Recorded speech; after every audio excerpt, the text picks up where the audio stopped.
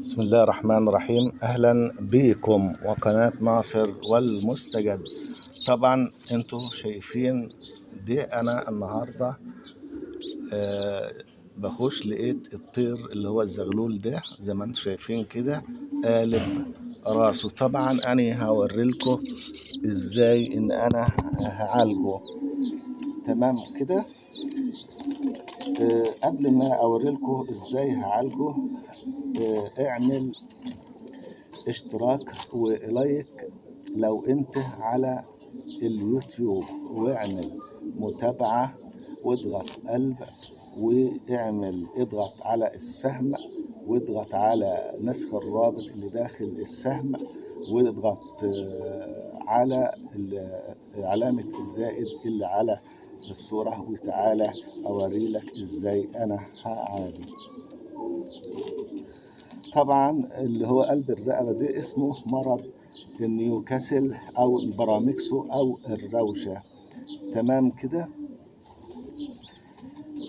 انا طبعا دي الفرد ده طبعا انا هعالجه في الفم مباشر. تمام. وانا هوريكم هعالجه ازاي. اولا اللي هو العلاج هيكون عبارة عن اللي هو زوفوريكس ده هو مضاد فيروسات، مع اللي هو بيفو اللي انتوا شايفينه. بيفو ده شراب وهو مجموعة فيتامين ب متكامل.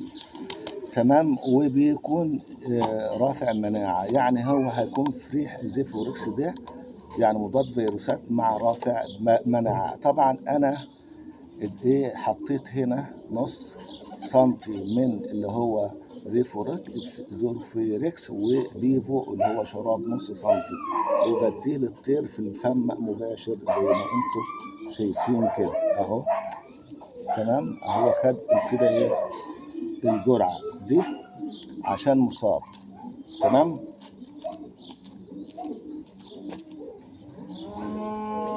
دي عشان مصاب يسرع في العلاج.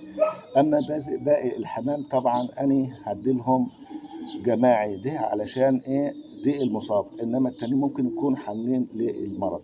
فانا طبعا بحط لتر ميه، وبحط على اللتر ميه غطا مليان. تمام كده. من اللي هو فيتامين اللي هو بيفو ده،